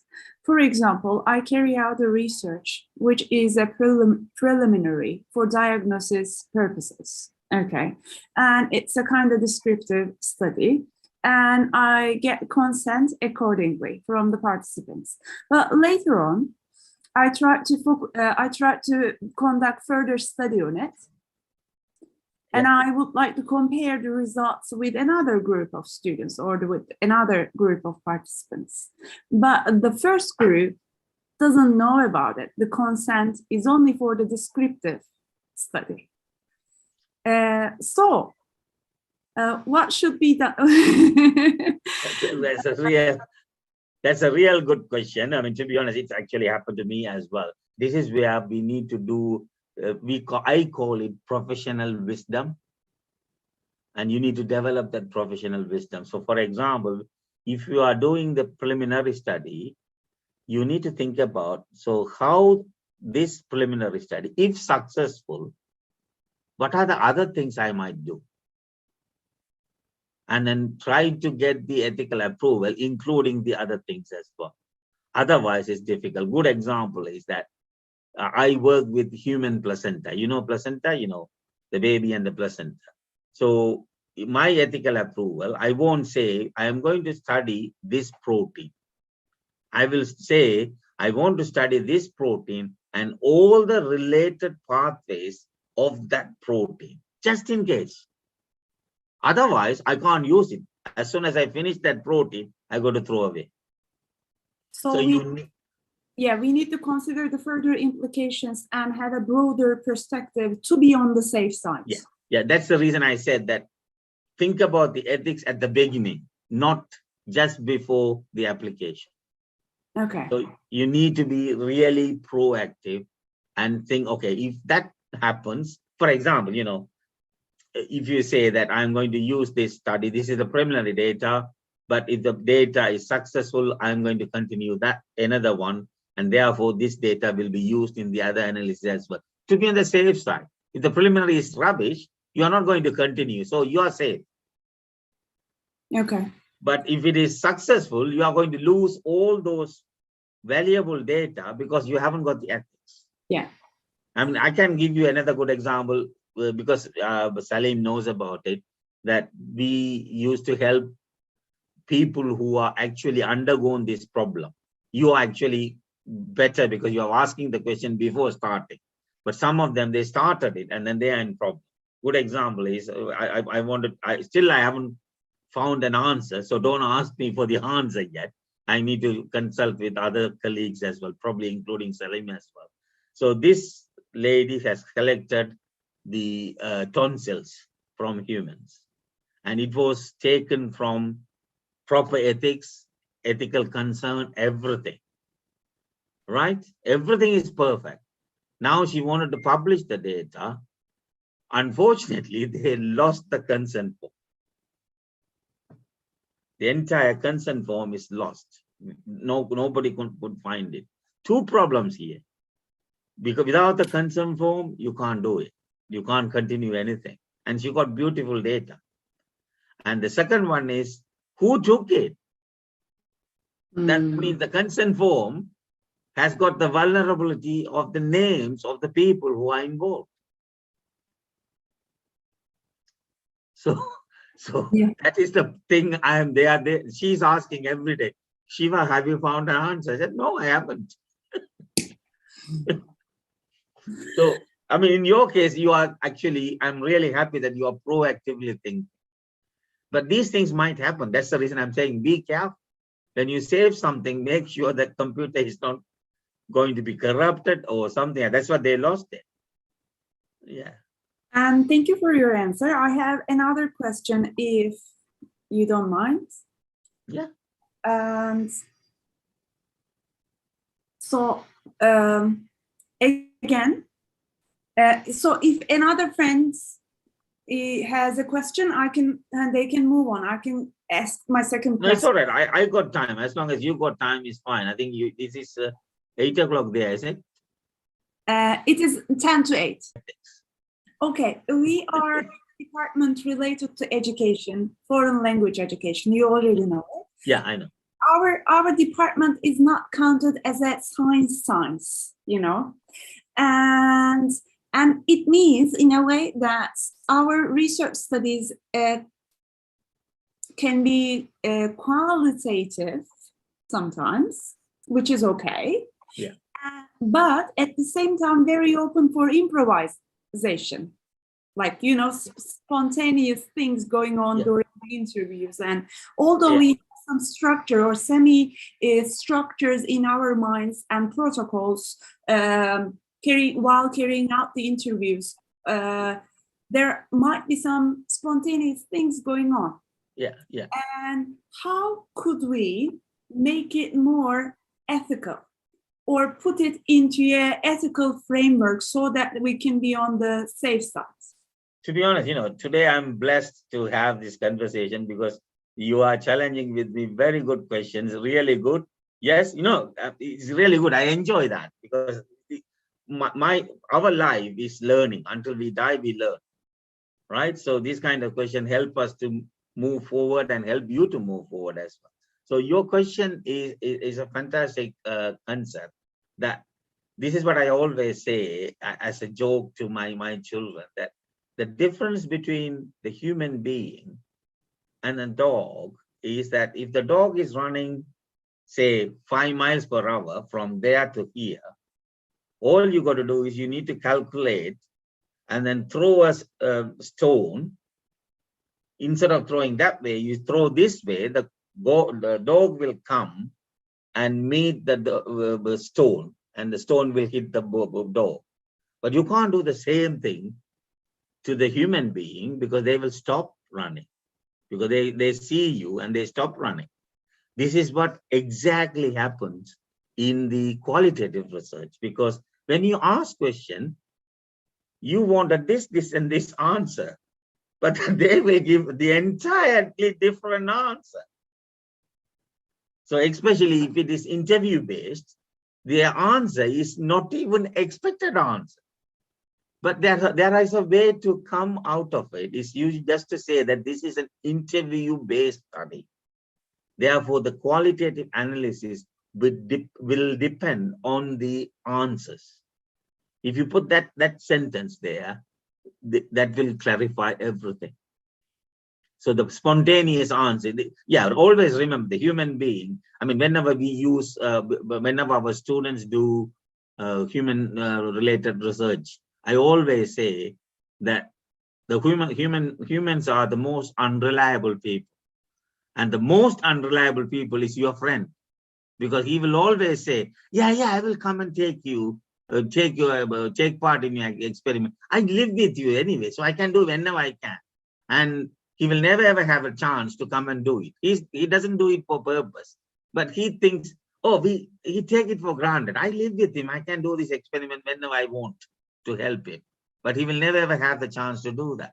So likewise, the human subject, when you are doing, especially the questionnaire-based studies, I would advise you to put a statement saying, this is a questionnaire-based, interview-based studies.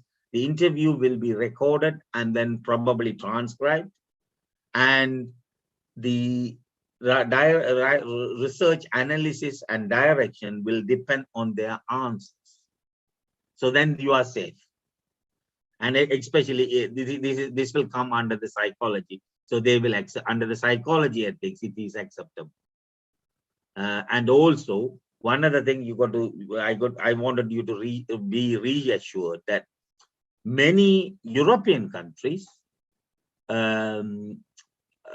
themselves, they do not have any ethical advisory group or the ethical clearance committee for education, because they consider education doesn't need ethics. Yes, they're changing a little bit. But it's the same year for my university. I applied for the human sciences, the department of... Exactly. Yeah. even here that happens, sometime. It happened a long time ago when I started my work a long time ago with Salim, I think in about 10 or 15 years ago. We need to apply for the medical research committee. And it's always going up and down because they can't understand what we are trying to do it. Because they wanted to, they will inject something and then they get some data. But we will say, oh, we will do an interview. So what kind of interview you do? And there all sort of questions will come. But now people are realizing that ethics governs everything. But the realization is a bit late. Many universities are still got the issues of ethics, ethical approval for education-based studies, but it is improving. And I think INA is trying to improve that as well. But you are in a better place because Salim is there, so he can advise you. And also, again, I take this opportunity that, I don't mind you saying this. If you are Salim students, that means you are my students as well. So if you have any questions, you can always email me, and then I can work with Salim and help you there. These are the things that we do. This kind of work for pleasure. It's not for money. It's for our own satisfaction. Yeah. And it's also our honor to be his student and your kind of colleague in this context. Yeah, definitely. Anybody else? Yes. Indeed. Anybody else wanted to add on or ask any questions? Shiva, I have one actually, Hocam, if it is possible, a very short one. Oh yeah, sure. Okay, if we're trying to make we're in social sciences, as you know, we're from ELT department, so we are carrying out quasi experimental research because of convenience sampling. Yeah. And as you mentioned before, you're trying to balance the control and experiment group, but sometimes we don't have a chance. For example, if they're freshman year students, we can make them take the course second time again. So if I'm trying a new strategy on a class as an experiment group, and if I have a control group, and if I don't have a chance to balance them in means of teaching, later, so what would be the ethical act to be taken here? That is going to be a bit problematic, but I can only remember one incident that has happened because it was physically or operationally impossible to give that chance to the control group, and then all you got to do is you got to justify why, and then it may or may not be accepted by the ethical because it is social science. But if it is medical science, no, they will say no, you can't. So that's the difference, because there is a slight flexibility in social sciences research because they know, for example, you got funding for, say, you got only funding until 2020. So you got the funding from 2019. You should have finished by 2020, but COVID came, so you haven't got the chance to do the second trial with the control group because everything is locked down. That is acceptable. Yeah. Shiva, may I contribute, please? Here, especially when we work with intake classes, this might be an issue. So, if possible, I usually suggest my students not to identify research groups as experimental or control groups. Instead, these groups, one of them will be functioning as the treatment group for a week, whereas the other one is functioning as the control group. However, just change the roles for the next week, for example. So you check the treatment with the other intake class for the next week, and then the other group, which functioned as the experimental group in the previous week, it will be functioning as the control group. So the roles will be changing, which means that you won't be harming any of the groups. So they will be benefiting from the new methodology. as you are changing the roles. Yeah, so in another, I mean, just to elaborate what Salim said, is that another way to do that is that the control group will follow the normal procedure, and the other group, the intervention group, will have the new procedure. So then that way you can compare, as long as the age and their mental abilities are same, then you can manage, because you are not, what I call, saying to them that this is only for this group, because the other group has already finished that normal one. So I mean, again, using that my example about the intervention of technology-based lab, what we did was we found a group of students who never need that technology-enhanced lab and use them as the control. So, for example, my subject area is pharmacology students. They cannot work in the technology-enhanced lab because they work with animal tissues. So we use them as a control group because they don't need the technology. And then the other group that can be checked. So there are ways to come up with that.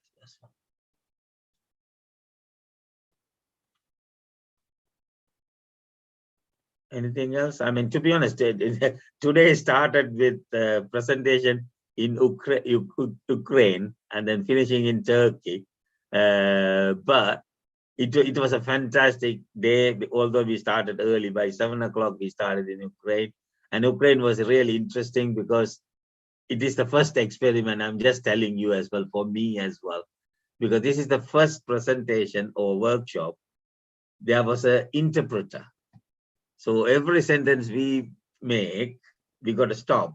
The interpreter will interpret.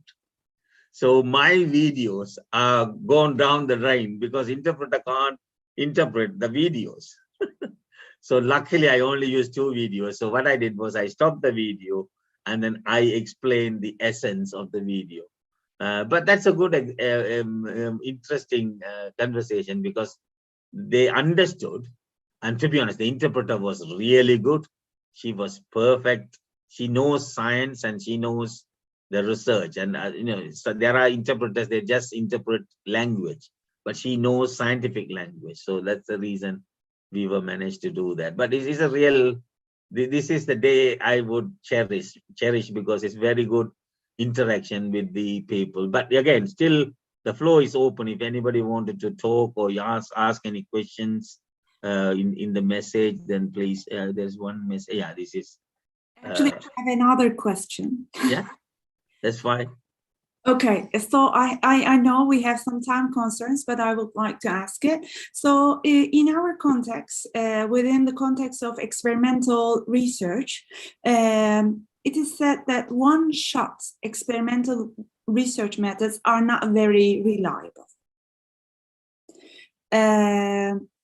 However, in our case, sometimes we have just one class of students for 8 weeks minimum, 14 weeks maximum. So in order not to create any discrimination or inequality between the students, I don't want to like make it a cycle of control group, experimental group or intake group, whatever. So one-shot experimental research for me is a very convenient, but it is criticized for being not very reliable in the literature. Yeah, so, but so when, okay, I can find some literature to support, okay, it's fine, but does it always necessarily mean that? Does it have to mean that reliable when it is when a research method is criticized for not very reliable? Does it necessarily mean that it's not found ethical? Yeah, so no, it doesn't mean not found ethical. It is ethical. So there are two different concepts here. One is the ethics, the other one is reliability. The reliability, I think when long time ago when we gave a presentation, one guy from Saudi Arabia, she actually explained about the different types of reviewers. some reviewers, especially the reason you are doing research is you need to publish something, isn't it? When you publish something, the some reviewer will be helpful. Others, they will say, oh, I am the best and you are all rubbish. So then some of them, they will find fault with one-off experiments. Because yes, in medical research, one-off experiments is unreliable because we are playing with the what you call the human life. However, most of at least two of the, I don't want to name the vaccine because you all are taking the vaccine. At least two of the vaccines developed with one-off experiments because they don't have time. In order for, as a pharmacologist, I know it will take about 10 years to develop a vaccine. They develop all the vaccine within 10 months. So there should be some one-off experiments, right? So remember that. And also the reliability is slightly weak, but this is where I wanted to bring our graded scholar, Dr. Sarah Eaton from Canada. She always says she's the editor, chief editor for one of the journals, which very Q1 journal, very popular journal. She always say that if you feel that your data is not enough to give an impactful conclusion, then write it as a narrative paper. So this is what we did, and this is what we found. And then you say, these are, and you got to say, you put the hands up and say that because that these intake people are only for a certain amount of time, we cannot repeat it. So the validity is not what you call, sorry, the reproducibility is not certain. However, this is what the trend is showing. So that will be accepted as well. So, you know, remember that especially on the quality research, it is easy to get recognized just by explaining why you were not able to do repeated experiments. And you can write it as a narrative experiment. So for example, you know, I think I and Salim, I think you are involved as well, Sani. We published a paper. We interviewed people from India who came to study to UK and went back, and they started as contract cheating companies. And then it's only about 20 to 25 people, and each one of them given a different reason for why they started the contract cheating company. So it's the data wise, it's not statistically significant. So what we did was we wrote it as, okay, this person said this, and then explain why what is the reason behind, or what might be the reason behind. It took a long time to get published, but we did it. So, you know, we call it narrative. I mean, this is where I always praise Dr. Sarah Eaton, that she always tried to help the publishers and the writers, explaining that, okay, there are 3 or 4 ways to write it. One is the narrative publication, the other one is quantitative publication, the other one is qualitative publication. Most of you will end up doing qualitative publication. You know what? Until I started doing this kind of work, I never heard about qualitative assessment. I always quantitative analysis, always should be quantitative. I had 100 placenta and I have 100 placenta. This is what happened. But now I am doing, I won't call myself as an expert in qualitative research, but we are doing qualitative research. And I would advise you not to stop just because you feel that, yeah, the reproducibility or reliability is minimal. Don't stop it, because it is new knowledge, and at least it will guide somebody to do a much bigger study. Thank you. I got my answer. I think we need to move away with the new research paradigms. together. So, for example, in your case, you have 100 placenta and 100 placenta over there. If you keep a reflective diary kind of journal and analyze it, it makes them. I think Sarah would have given you a presentation or will give a presentation. When she does it, ask this question, because I adore her, because she is the only publisher or editor helps everyone who wanted to do research in such a way, giving the ideas to write it. Thank you again. Okay. Anyone else? Either you are all stunned or you are hungry. Shiva, I already shared the link for International Journal for yeah, that's fine. Integrity. This is Sarah's journal. It's a Q1 journal, and probably the most prominent one relating to educational integrity. Yeah. Okay, Shiva.